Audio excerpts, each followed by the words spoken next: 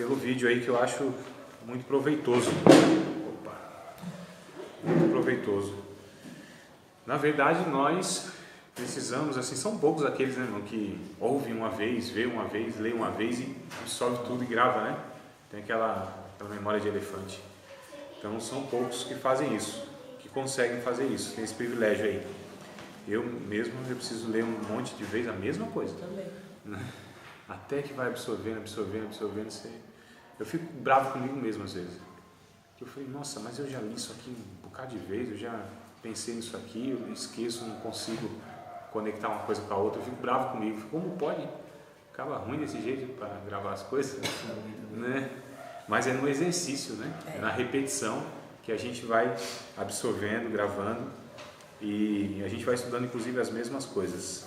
Então use aí desse recurso que a gente tem, que é a videoaula. Então vamos lá, página de número 78, aí no nosso material didático. Nós vamos falar sobre as qualificações do evangelizador, que é a continuação da aula passada, né? Os que estavam e os que assistiram sabem que a gente falou mais de respeito aí a nós que somos aqueles que levam a preciosa semente, o evangelizador. A gente falou da semente, a gente falou das pessoas que são evangelizadas, né? Da situação mundial, social e etc. Então agora essas duas aulas a gente está tratando aí do evangelizador mesmo, quer dizer, nós, tá? Então a gente vai começar na página 78, nós vamos falar sobre as qualificações do evangelizador.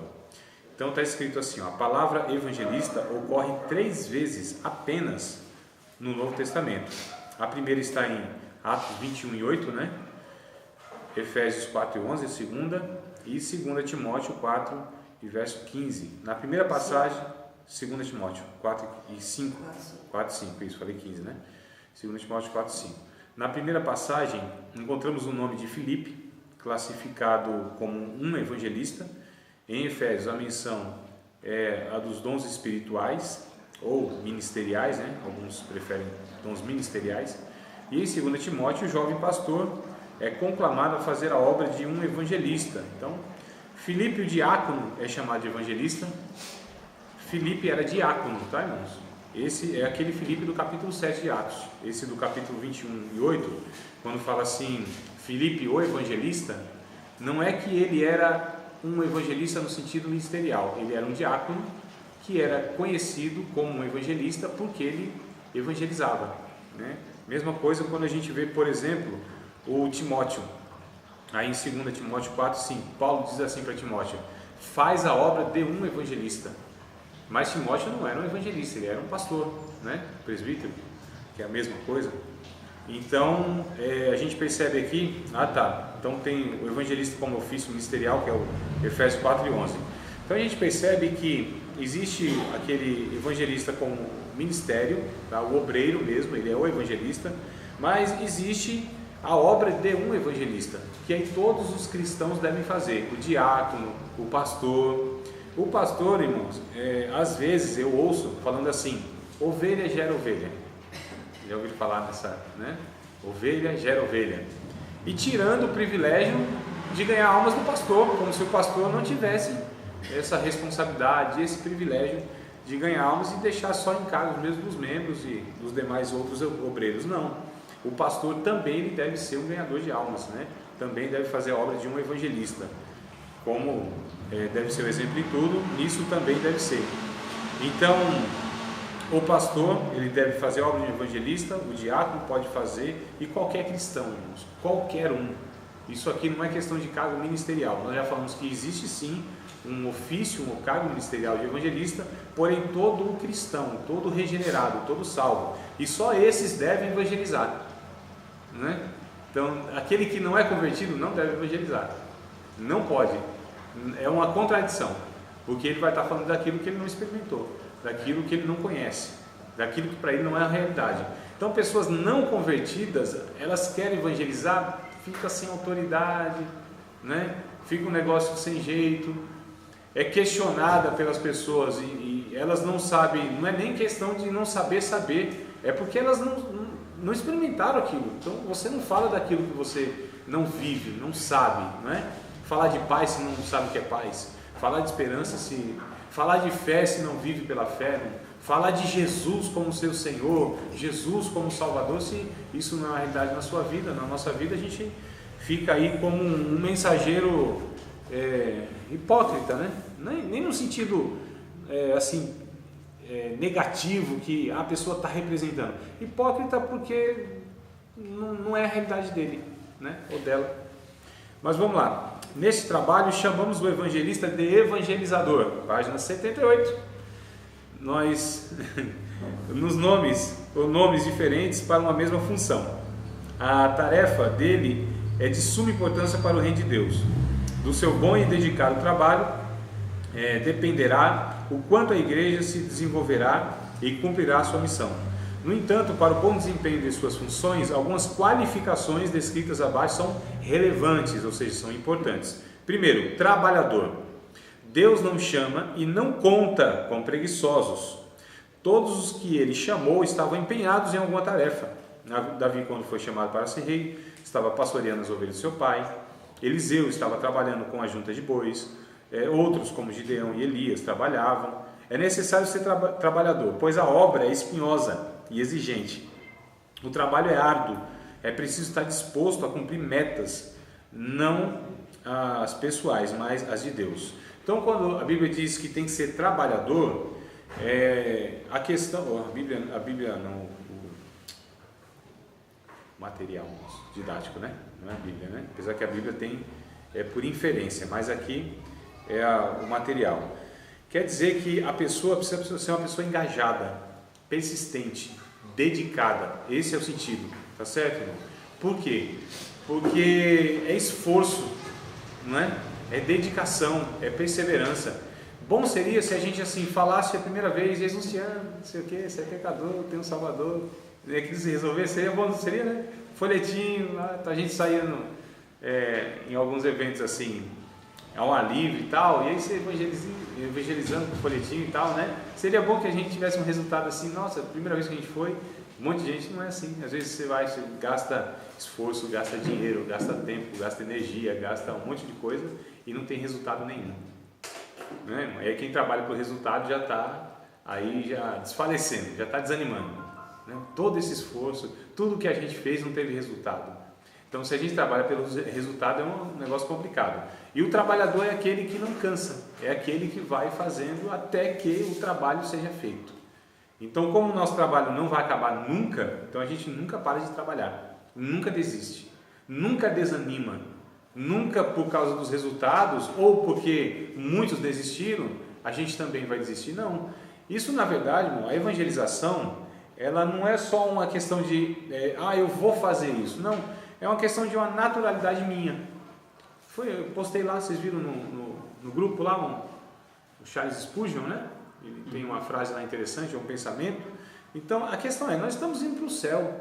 E nessa caminhada para o céu, a gente vai comunicando e levando muitos outros. Então, é algo que é natural.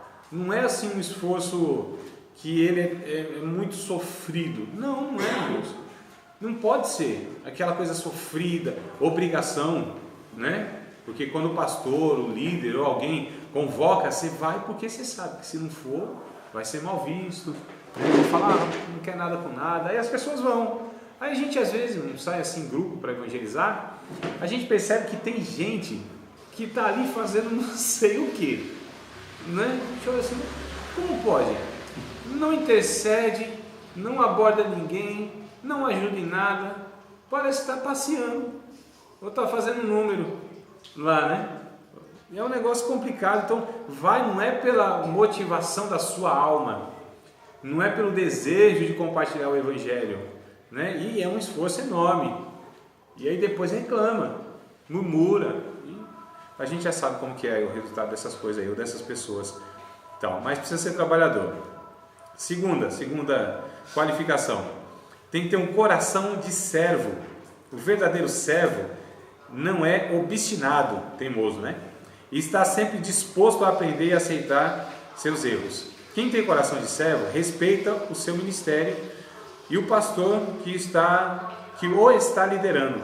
Tem disposição para obedecer e reconhece que é apenas um instrumento. O Senhor não procura pessoas feitas, mas corações perfeitos. O sentido de perfeito aqui é maduro, tá? Corações maduros. O servo verdadeiro é aquele que obedece e tem fé. O evangelizador deve lembrar que faz a obra do Senhor, porém deve estar debaixo de uma liderança local e ministerial. Sendo assim, não vai fazer a obra de evangelização sem dar satisfação a ninguém. Como servo, procurará trabalhar em conjunto com sua igreja. Deverá seguir o exemplo de Pedro quando foi enviado a Cornélio. Ele sabia dos problemas que viriam se fosse a casa de um gentio para pregar o evangelho. Mas depois que teve a visão do Senhor, não foi desobediente e fez a sua vontade em submissão. Então, o coração de servo aqui é aquela pessoa que ela é submissa de fato, irmãos. Ela é, no mínimo, é uma pessoa que ela respeita, né, o local onde ela congrega, os líderes que tem. Por exemplo, eu acho um negócio até antiético uma pessoa tentar fazer alguma coisa sem comunicar a sua família de fé, a sua liderança. Eu acho um negócio muito fora de ética. De repente você vê, passa lá o irmão, os irmãos, né? Aí tem um irmão da igreja fazendo um trabalho que ninguém sabia. Já pensou coisa antiética, né? Então é lógico, irmãos, que a gente não depende dos nossos líderes para evangelizar. Mas eventos é bom que a gente faça comunidade, né? Que a gente faça concordância e tal. É lógico, só se tiver um caso extremo, que ali naquela que eu acho muito difícil. Se tem uma igreja que tem um pastor, ou que não tem um pastor, que não tem um líder, que não tem irmãos, que fazem a obra evangelística, eu não sei nem se essa igreja é evangélica. Sinceramente, né? Então é muito difícil. Então é um caso mais do que extremo, aí é outra história. Mas a gente está falando em via de regra aqui. Então, o coração de servo, amar a palavra. Então o evangelizador precisa amar a palavra. É ela que vai guiá-lo em todos os momentos da sua vida, e principalmente na obra de Deus. O Salmo 1 diz que é bem-aventurado o varão que medita na palavra de dia e de noite. É de todo necessário que aqueles que se dedicam ao evangelismo sejam eficientes. Aplique-se ao estudo sistemático da Bíblia, além de lê-la pelo menos uma vez por ano e meditar nela todos os dias. Do contrário, o que terá para oferecer às pessoas? Como sair para evangelizar sem conhecer as Escrituras? Isso é um grande mal, pois poderá ser apanhado pelo inimigo e estar despreparado. As pessoas hoje querem respostas contundentes. Não adianta apelar para a emoção e sentimentalismo, é preciso ser coerente.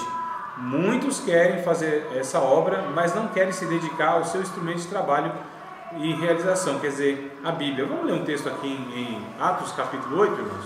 Nós acho que já lemos no começo da matéria, se não me falha a memória, mas eu quero ler de novo esse texto aqui, a partir do verso 26, para a gente tirar aqui uma liçãozinha, entre outras que a gente já tirou aqui, né? Mas eu acho interessante quando o Filipe, ele está evangelizando, que é esse diácono, né?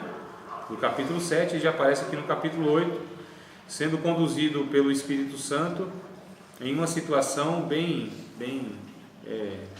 peculiar. E aí, ele começa a falar aqui no verso de número 27, vamos ler o 27. E levantando-se foi, e eis que um homem etíope, eunuco, aleluia, aleluia, louvado seja o nome do Senhor. Glória a Deus, graças a Deus. E foi mesmo, hein? Deus abençoe. Mordomo da rainha Candace, rainha dos etíopes, o qual era superintendente de todos os seus tesouros, e tinha ido a Jerusalém para adoração. Regressava e, assentado no seu carro, lia o profeta Isaías. Olha só, irmãos, então tem gente aí que não é crente, mas inclusive lê Bíblia e conhece um pouquinho da Bíblia. Já se deparou com alguma situação assim? Né? De repente às vezes é um católico, é um espírita, uma pessoa curiosa, outras pessoas, né? De repente tem um hábito de leitura e está lendo a Bíblia. Regressava e, assentando no seu carro, lia o profeta Isaías, e disse o Espírito Santo a Filipe: chega-te, ajunta-te esse carro. Irmãos, outra coisa aqui, ó. A gente precisa ser uma pessoa, acho que não tem aqui das qualificações, não é possível que não tenha. Acho que não tem, não. Eu li aqui, não lembro de ter, mas devia ter. Ou se tem mais para frente, eu não lembro. Mas nós devemos ser sensíveis à voz do Espírito Santo. Porque tem ocasiões que a gente não programa, que a gente não saiu de casa dizendo, não, eu vou evangelizar, me preparei e tal. Às vezes tem ocasião que é no dia a dia, né? Você está trabalhando, está lá no volante conversando com alguém, fazendo entrega, está, sei lá, numa padaria. Porque assim, irmãos, a gente precisa saber que a nossa vida, ela precisa estar à disposição do Espírito Santo. E nós precisamos ser sensíveis à voz do Espírito Santo. Porque tem lugares que Deus escolhe nos usar que a gente nem imaginava, ocasiões, pessoas que a gente nunca esperava, não é? Então, primeira coisa, sensível à voz do Espírito Santo, né? Comunhão com Deus. Então aqui o Filipe, ele ouviu, e o Espírito Santo disse, levanta aí, vai até aquele carro. Lembrando então, quando a gente vai para a padaria, nós já falamos isso aqui outra vez, quando a gente vai para a padaria, a gente vai fazer o quê? Comprar pão. Não. Foi a opção A, B e C, né? Aí você foi. Nós não vamos lá para. Nenhum cristão, irmãos, nenhum discípulo de Jesus vai para a padaria comprar pão, vai encontrar o padeiro. Comprar pão é uma desculpa que a gente usa, é um pretexto, não é? A gente vai para encontrar, quando a gente vai no açougue e vai comprar carne, lógico que não. Nós vamos encontrar o açougueiro. A carne é um pretexto que a gente usa, que seria meio estranho, né? A gente chegar lá em frente do balcão, pois não, próximo, eu vim te encontrar, não fica meio estranho? Então assim, a gente pede a carne, entendeu? A carne é uma desculpa, o pão é uma desculpa, né? A gente tem que saber que a gente está nesse mundo aqui, fazendo o que está fazendo, no cotidiano, na nossa vida, dia a dia, mas nós estamos em uma missão. Certo? É secreta em certo sentido, porque o padeiro pensa que a gente vai comprar pão, mas a gente está ali numa missão. É que eu sou um 007 de Jeová, então estou disfarçado ali como um comprador de pão, mas na verdade eu sou um cristão, nenhuma missão na evangelização, não, irmão. Então é isso que a gente tem que saber. Vamos lá, verso de número 30. E correndo Filipe ouviu que lia o profeta Isaías e disse, entendes tu que lês? E ele disse, como poderei entender se alguém me não ensinar? Isso aqui é um negócio interessante. E rogou a Filipe que subisse e com ele se assentasse. E o lugar da escritura que lia era este, foi levado como ovelha para o matadouro, e como está mudo o cordeiro diante dos que o tosquia. Assim não abriu a sua boca. Na sua humilhação foi tirado o seu julgamento, e quem contará a sua geração? Porque a sua vida é tirada da terra. E respondeu o eunuco a Filipe. E respondendo o eunuco a Filipe disse, rogo-te de quem, peço-te, pelo amor de Deus, me explica, de quem diz isto o profeta? De si mesmo ou de algum outro? E se Filipe não conhecesse a escritura, irmãos? O profeta Isaías, a profecia a quem se referia? Quantas perguntas às vezes as pessoas nos fazem e a gente não vou perguntar para o meu pastor, vou ver com um professor lá na quarta-feira. Às vezes não dá, às vezes não é uma ocasião. A gente nunca vai saber tudo também, né? Sim. Mas lógico que as coisas mais, né, tem que saber. Fundamentais, né, Ana Paula? Aquilo que é essencial, o evangelho, a gente precisa ter uma noção. Sim. O cristão, o discípulo de Jesus, aquele que se propõe a evangelizar, ele precisa ter uma noção. E aqui a gente está falando de noção, não é de doutrinar ninguém. Você não precisa saber a escatologia para explicar a escatologia. Explicar a angelologia para o pecador, mesmo porque para ele isso não faz sentido, e isso não vai alterar nada na vida dele, né? Ele pode inclusive saber a doutrina dos anjos, a doutrina das últimas coisas, e um bocado de doutrina ir para o inferno sabendo tudo isso. Então não são essas coisas que nós devemos saber, nós devemos saber daquilo que fala a respeito de Jesus, a salvação, né? Então, que é o caso aqui. Então é por isso que nós inclusive devemos, mais do que qualquer outra doutrina, irmãos, temos que ter a clareza do Evangelho, a clareza da mensagem do Evangelho, da cruz, do sacrifício de Cristo, a questão da condição humana. Então são temas ligados à salvação. Isso a gente precisa saber, porque é coisa simples, não é coisa complicada, não é algo assim tão teológico que precisa ser elaborado. Lógico, é elaborado para quem quer uma coisa a mais, como vocês que estão na teologia, ou alguém que quer se aprofundar. Mas para o pecador não, ele precisa saber aquilo que é simples. E aí todo cristão precisa ter essa clareza, né? É tão simples, e eu fico tão assustado que os crentes muitas vezes não têm clareza daquilo que é o mais simples, é o básico. É o básico, irmão. É a base do Evangelho, do cristianismo, é a base da nossa vida, da mensagem, da Bíblia, é a base. Se a gente não sabe, aqui é o rudimento, né? Chama. É o Mobral. É Mobral que diz na nossa terra, né? Não, velho, a senhora é daqui? É daqui, né? Então, errei, a senhora não serve, não. Quem é do norte aqui? Nordeste, tu, Gilmar. Vocês não são, não? Vocês não são? Quem não é filho, é filho. Vocês são filhos nordestinos, no mínimo. Então, pronto. Então, aquilo que é o básico, irmão. É o Mobral, né? Mas vamos lá. Então, Filipe, ele pegou o texto bíblico a partir da dúvida, inclusive, do eunuco, e começou a falar de Jesus a partir da escritura aqui. É o que diz o verso de número 35, né? Então, Filipe, abrindo a boca, começando nesta escritura, lhes anunciou Jesus. Então, ele pegou da dúvida da pessoa lá, né, do eunuco, e dali ele começou a falar a respeito de Jesus. Olha que coisa interessante. Aliás, a gente até pode fazer, quando tem umas perguntas assim meio capciosas, ou pergunta que às vezes aparentemente não tem nada a ver, a gente pode fazer o que Jesus fazia. Jesus não respondia o que as pessoas perguntavam. Eu acho muito interessante isso aí em Jesus, né? A gente tem que aprender isso. Então, Jesus simplesmente desprezava, eu acho engraçado, despreza. Senhor, é isso aqui. É como se Jesus falasse assim, virasse assim e falou, bom, o que eu vou falar agora é outra coisa. E era exatamente isso que ele fazia. Então ele falava daquilo que ele queria falar. A pessoa perguntava uma coisa e Jesus respondia outra. Porque Jesus não estava ali para atender curiosidade de ninguém. Não é? Isso que é o interessante. Então a gente pode até pegar uma pergunta que foi feita, despreza aquela pergunta. Despreza no sentido assim, não responda a ela se ela não tem conexão com a evangelização e não vai ter relevância com a salvação daquela pessoa. Né? Faz o seguinte, pega aquela pergunta, deixa ela guardada e aproveita a situação e aí fala a respeito do Evangelho. É simples assim.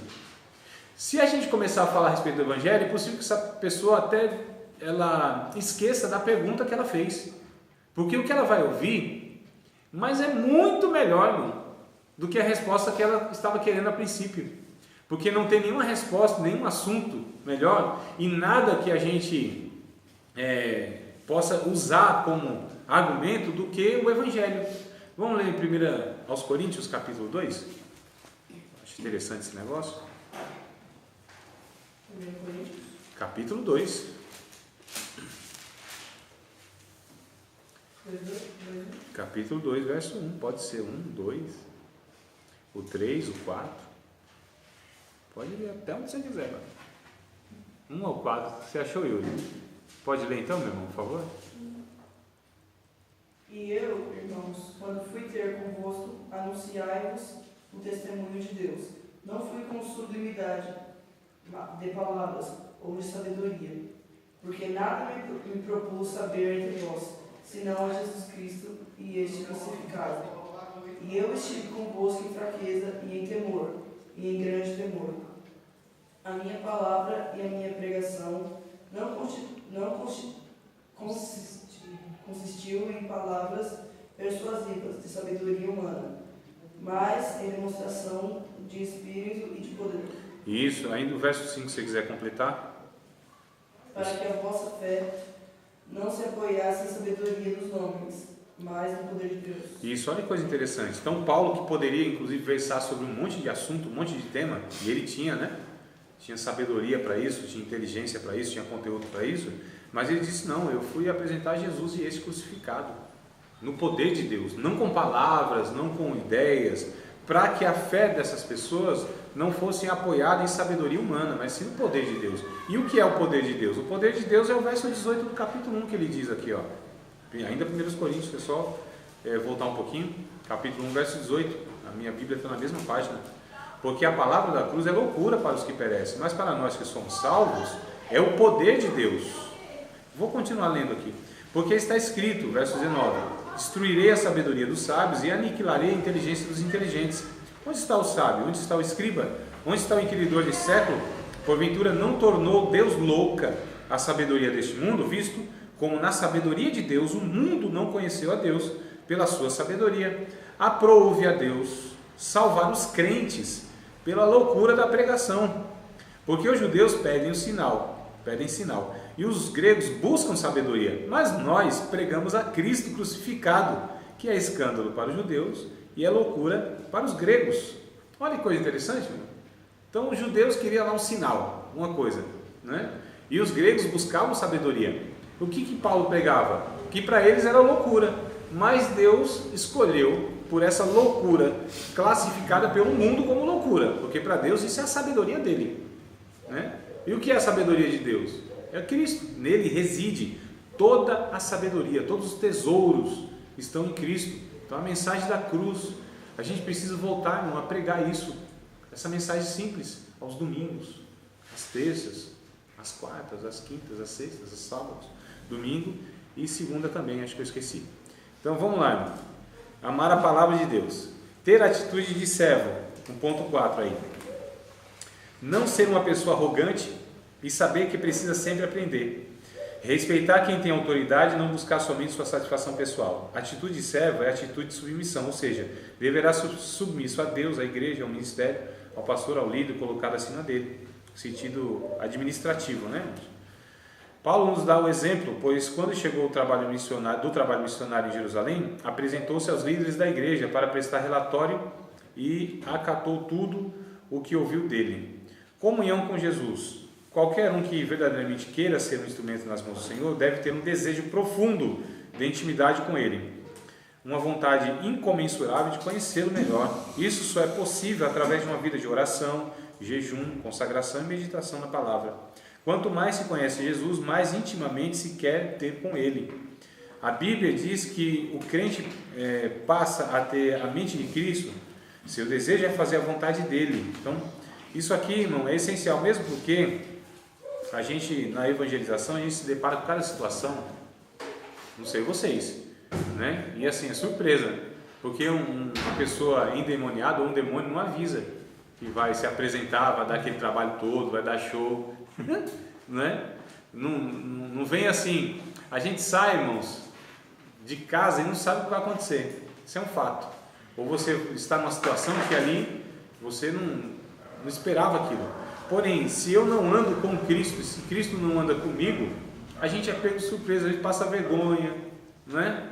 Às vezes faz o que não deve. Por quê? Porque ele é uma pessoa assim, alienada, não tem comunhão com Deus. Então a gente precisa estar preparado. A Bíblia diz isso aí. E os discípulos um dia, porque assim, foram para o monte, Jesus mais 3, não foi? Jesus mais 3, aí ficou 9, então era 12 discípulos, né? Ficaram 9. Mas teve foi um rapaz, eu acho, um menino, não foi? Um demônio pegou o menino lá, jogava na água, no fogo, aquela bagunça toda. E imagina, 9 discípulos, irmão, 9. 9. E aqui vai para lá e vem para cá e agarra e expulsa e nada e tal. Aí Jesus, quando desce assim no monte, olha assim, o que está acontecendo aqui? Senhor, a gente não pôde expulsar, o negócio está brabo aqui. É lógico, vocês não têm vida de jejum, de oração, de comunhão, nem anda comigo, estava aqui, ó, lutando com os demônios, sem ter comunhão comigo, porque eu estava em oração. Vocês não estavam comigo em oração? Nem os que estavam comigo em oração estavam em oração. Só estava lá, fazendo o que ninguém sabe, né? Está dormindo, dando trabalho para Jesus. Não foi o caso dos 3 lá? Que estavam lá? Isso porque eram os 3 mais íntimos. E os 9, né? Aí nem os 3, nem os 9. Jesus que tem que intervir lá e o negócio tão... Ele tem que orar, ele tem que expulsar, ele tem que fazer tudo. Tudo. É um negócio terrível, né? Jesus envia a gente e ainda ele tem que ir e fala, estou aqui porque eu envio vocês não estão dando conta. Mas é para a gente dar conta, porque Deus nos deu poder para isso. Nós temos autoridade para isso. Eu não estou falando na parte de Jesus, não é essa a questão. Jesus disse que estaria conosco cooperando, irmãos. Quem que opera nesse processo? Somos nós, não é Jesus que opera. Olha só o que o texto diz, que Jesus está cooperando. Se Ele está cooperando, quem está operando? Somos nós, porque foi nos dado poder, foi nos dado autoridade. Nós temos o Espírito Santo e Jesus está ali, só para interceder. Senhor, manda mais poder, manda mais poder, manda mais poder para esse povo aí, né? E a gente operando, expulsando demônios. Quem deve expulsar demônios? Nós. Quem deve curar os enfermos? Nós. Quem deve atender a necessidade do povo? Nós, não é? Chegaram para Jesus e disseram: Senhor, o povo está com fome aí.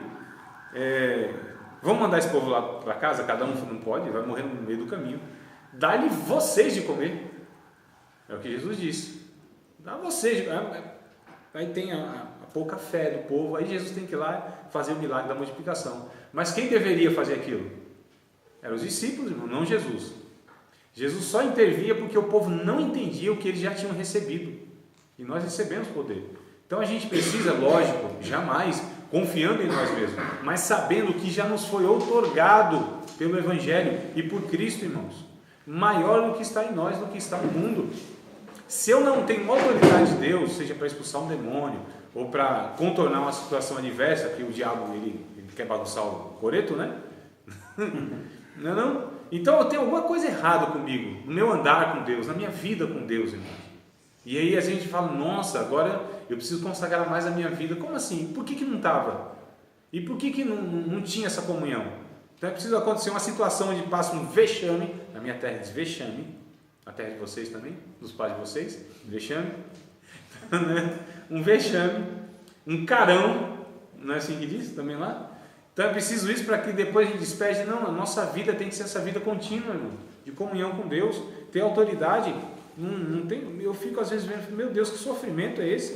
O povo para expulsar demônio é um barulho, é uma gritaria, é um escândalo, ele chama 10, irmão. Meu eterno Pai, não precisa disso, irmão. Cadeira que voa. É o instrumento da igreja. É um negócio bagunçado, é uma coisa feia. Não é assim o Evangelho. Jesus nunca permitiu que demônio nenhum fizesse esse estardalhaço que faz nos nossos cultos, ou quando a gente se depara com a situação. Vinham lá e queria falar alguma coisa: não, cala-te, sai dele, acabou. Eles corriam nos É simples, irmão, é simples. Cala-te, sai. Não tinha entrevista, não tinha aquele show todo, né? Então sai, não tem conversa. Eu estou aqui para libertar essa pessoa, eu estou aqui para expulsar. A gente nem está para dar aquele show de autoridade, porque tem uns que quer mostrar, né? Que ele tem o poder, tem a autoridade. Não, irmão. Quer saber nome, quer saber porque ele quem mandou, quem fez o trabalho, quem fez Isso, é entrevista. É entrevista. Nada pataquada. Então, irmão, eu fiquei assim, primeiro, o demônio é mentiroso. Aí eu disse: mas em nome de Jesus eu faço ele falar a verdade.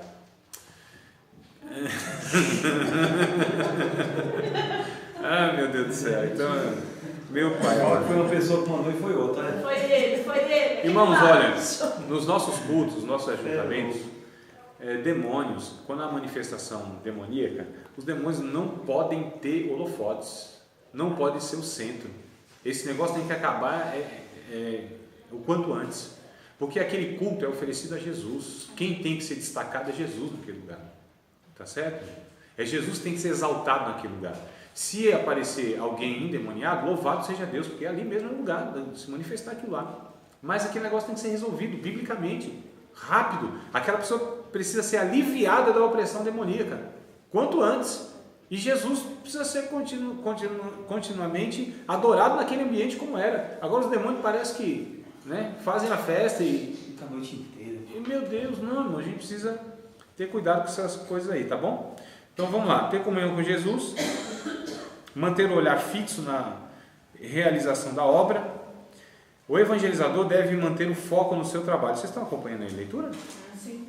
Não se desviar dele. A Bíblia diz em Lucas 9,62: e Jesus lhe disse: ninguém que lança a mão do arado e olha para trás é apto para o reino de Deus. Não olhar para trás é manter o olhar fixo na tarefa a ser desempenhada, pois assim deve atuar aquele que se ocupa de levar a boa semente ao pecador. Ou seja, irmãos, a gente precisa ter foco. Tem gente que faz, ele vai tentando fazer um monte de coisa, né? Na 79. No ponto 6 que eu estou. 6 ponto. E tu tá no... 79? 79. 79. Lembra do hino 79 da APA, não quer? Não. Nem eu. 79, no 6 aí, vocês estão acompanhando, né? Então, manter o olhar fixo na realização da obra. Nós precisamos ter foco naquilo que a gente faz, irmãos. Qual é a tarefa principal nossa, da igreja? Cada um tem o seu chamado, não é? cada um não tem uma vocação de Deus, vocês sabem a vocação de cada um tem, não tem? Não é possível que você até hoje não descobriu. Porque tem gente que ele tem 200 anos no Evangelho e fala, eu não sei o que Jesus quer da minha vida. Eu não sei para que eu fui chamado. Eu não sei, Como assim, irmão? Tem que ter, o que Jesus, qual a vocação que Ele te deu? Qual é o dom, ou os dons que Ele te deu? O que você faz que, assim, primeiro você tem prazer no que faz, né? Eu acho que uma das evidências do chamado de Deus na nossa vida é quando dá satisfação, depois que a gente faz. E faz bem feito. E embora seja árduo a realização, mas para nós cansa, mas não estressa. Quem faz o que dá prazer, ele cansa, mas não se estressa. Tem muita gente estressada na igreja porque não tem prazer no que faz. E faz de uma forma pesada. Aquele negócio arrastado, aquele negócio obrigado, né? Então não acha prazer, não acha sentido. Se a gente não acha sentido no que a gente faz, tudo que a gente for fazer vai estressar, irmãos. Vai estressar, vai cansar de uma maneira que a gente vai ficar esgotado, aquilo vai acabar com a gente. Uma dona de casa, e aqui tem bastante, né? Dona de casa, se não acha sentido em fazer aquilo que faz todo dia e é o resto da vida, e não adianta contar com o marido, com o filho, com ninguém, porque é ela que tem que fazer, lava roupa, e lava prato, e cozinha, e arruma a casa, e arruma os meninos. Isso é um cotidiano, né? É uma mesmice, não muda, não tem novidade de vida nesse negócio. Né? Aí se não acha sentido nisso, propósito nisso, o que vai acontecer? Vai ficar estressada. Chega uma hora que fala, eu vou sumir dessa casa. Eu não sou empregada. Às vezes a gente surta, né, Kelly? Não, o surto, tem um surtozinho que a gente entende que é natural aí e tal. Mas não se estressa se não dá né? Às vezes, é o surto mesmo, tá? Tem que aliviar, tem hora que também, né? Tem que mostrar para os folgados lá que não pode ser desse jeito também, que vocês reclamem com razão. Mas diga-se sentido no que faz. Eu me lembro de uma irmã que eu não pedi para a irmã o trabalho, eu pedi para a classe, né, o trabalho. E tal, era um mês depois, 30 dias para entregar um trabalhozinho lá. E chegou no dia, ela não entregou. Eu não falei nada, só fui recolhendo o negócio, né? Irmãos, é hoje para entregar o trabalho e tal, tá aqui, professor, tá aqui. Eu recolhendo, a irmã olhou para mim, não tive tempo. Não falei nada. Não falei nada. Amém. Só que ela quis se justificar. Não tive tempo, eu não tenho tempo. E eu acordo cedo, todo dia, vou para o trabalho, quase de madrugada, e fico o dia todo, aí chego em casa, aí tem que cuidar de cachorro, de filho, de marido chato, falo assim. E aí eu falei, opa, calma aí, identifiquei um negócio muito ruim, que ela tinha um cotidiano que não achava propósito no que fazia, né? Então era um peso cuidar do marido, devia ser chato, mas se tornou um peso, que é um negócio ruim. O filho era um peso, até o cachorro, ela falou, é sério, não estou inventando não, cachorro. Ou seja, se tornou uma mesmice, um cotidiano, um negócio assim pesado, ia se arrastando, não tinha propósito. O que a gente precisa achar é propósito no que faz. Então, qual é a nossa missão? Qual é a tua missão? Você sabe qual é, não é? Então, você tem que fazer isso. Agora, qual é a tua missão pessoal, no sentido de vocacional, mas qual é a tua missão como cristão, que todos têm a mesma? Evangelizar. Evangelizar, sim. Falar de Jesus. E aí a gente precisa manter o foco nisso, gente. Isso é o principal, a prioridade. Tudo o resto, eu já passei momentos da minha vida, acho que bem pouco tempo atrás que eu aprendi isso, né? Eu não aprendi, pensei que tinha aprendido, desaprendi, aí agora eu acho que eu aprendi, pelo menos acho que eu não desaprendo mais, eu acho, não sei, né? Que eu tenho um defeitozinho de fábrica. Porque assim, quando eu vejo a necessidade, eu vou lá e quero fazer, entendeu? Principalmente na igreja. Aí tem uma necessidade, né? Aí você vai lá e faz. Aí tem outra necessidade, fala, não é possível que eu deixe esse negócio aqui, alguém tem que fazer. E esse alguém sou eu, aí eu vou lá e faço. Aí tem outra coisa que a gente vê, porque tem um monte de coisa para fazer e tem um monte de gente. Mas tem uma estatística aí que diz que parece que isso é no geral, uma igreja tem 1000 membros, é essa estatística. Tem 40 membros, é essa estatística. Que no máximo 20 pessoas faz o trabalho na igreja que os 80 não faz. Ou seja, os 80 fica lá. Peso morto, né? Aquela carga para os 20% fazer. E ainda critica o... Sim, é lógico que quem não trabalha, dá trabalho e murmura. Dobrar. Não tem solução para nada, mas vê defeito em tudo, não é? E aí qualquer tolo, qualquer... Nossa, eu não queria usar umas palavras aqui que eu pensei, não. Eu ia falar, mas é essas aí que vocês talvez tenham pensado. Quando você fala assim, não é você que quer falar, quem será que ele Eu acredito que é o Espírito de Deus. Não, acho que era eu mesmo, Barão, porque as palavras aqui Não, acho que o Espírito Santo me refreou, entendeu, Adriano? Foi isso que eu identifiquei, Barão. De vez em quando é carne mesmo, a indignação, é a raiva, né? Que a gente vê tanta gente podendo fazer, tem um potencial para fazer, poderia estar aliviando a carga de outros, porque, irmãos, essa meia dúzia, esses 20% sofre, mas sofre demais, por causa da negligência dos 80%. Ou não é assim na igreja que vocês congregam? Todas as igrejas é assim, né? É assim, irmãos, é assim uma realidade. Então a gente percebe que a gente tem uma vocação. Essa vocação a gente deve dar prioridade. Deus me chamou para aquilo, porque eu posso fazer um monte de coisa e aí, até fazendo um monte de coisa, eu posso negligenciar aquilo que é o meu chamado. Tá certo? E aí Deus vai nos cobrar pelo quê? Por aquilo que Ele nos deu como habilidade, como recurso e condição.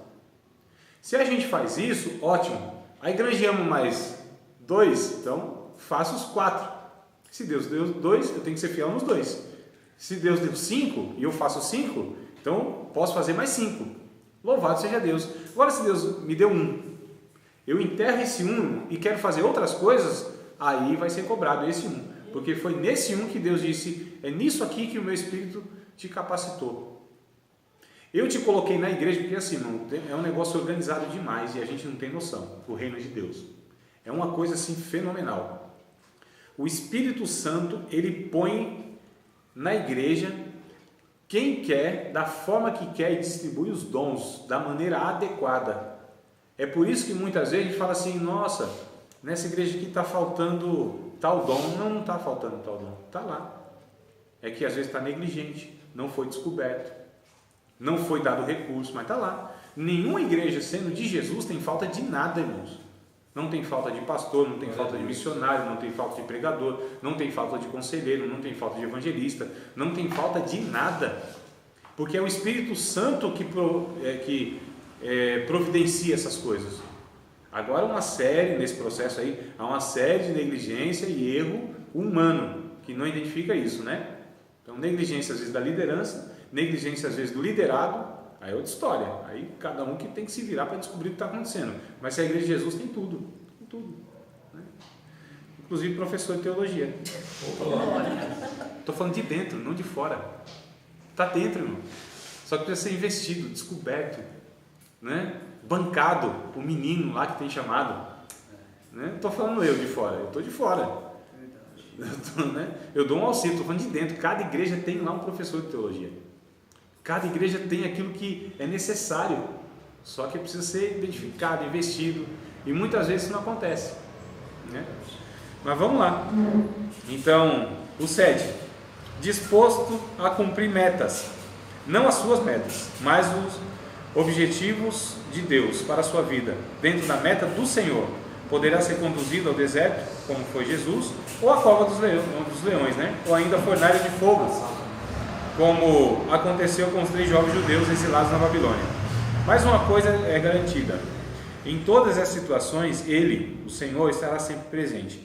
Nesse caso, o evangelizador não poderá se dedicar a ir somente aonde é conveniente para ele, ou os lugares que escolher. Deverá estar disposto e disponível para ir aonde o Senhor o enviar. A questão é o seguinte, irmãos, a gente não escolhe a quem, nem quando, nem onde evangeliza. Tá certo? Tem gente que diz, no tal lugar eu não vou, tal pessoa não, né? Agora não. Não, a gente não tem esse luxo. Isso é luxo, né? Então a gente precisa alcançar quem? Ou onde?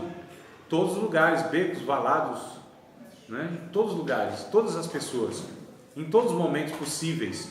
Então a gente não escolhe essas coisas. Tem gente que ela quer escolher, só vai, se for de carro, vai. Se for no Vila Bela, não vai. Se for lá no Vila Bela, não vou não. Ainda mais garoando, Passou no porro. barro vermelho? Acho que não, não é? Se for em tal pessoa, também não vai. Ou tal família não vai. Então a gente não tem esse luxo, tá certo? A gente precisa ter Sumiu, percebe, sumiu. Eu estou sentindo falta. A Isabel. Mas é ele também, ele parou. Só porque eu falava para ele, percebe? Ele parou. Tem uns caguetes que a gente vai tirando aos poucos. Ah, ele tirou, mano. Então vamos lá. Então vocês perceberam que a gente precisa estar disposto a cumprir as metas? Como eu percebi? Então as metas de Deus, tá certo? Ou seja, a demanda que existe, a necessidade que existe, a gente precisa estar disposto e disponível para aquela situação. Porque é o que eu disse, às vezes é Deus em momentos e situações que a gente não espera, mas somos nós para ser usados por Deus ali. Somos nós, né? E acho que Deus está meio cansado de ficar usando assim, galo, jumento, baleia, esses negócios. Eu acho que Deus olha assim, ele usa, né? Ele usa pedra, usa tudo. Mas eu acho que Deus fica meio assim, poxa, não era isso, né? Era esse cidadão, era essa cidadã do céu que eu queria usar, mas é lógico que se a gente falhar, Deus não falha, irmão, né? Se for, inclusive pessoalmente ele aparecer numa visão como foi o caso de Paulo, ele vai fazer isso, mas não é o projeto de Deus, não é a proposta de Deus, é nos usar em todos os lugares, em todas as situações, em todas as ocasiões e tal. Então vamos lá. Experiência de conversão, eu só vou falar depois dos comerciais. Pode ser, irmão? Pode. Depois dos comerciais a gente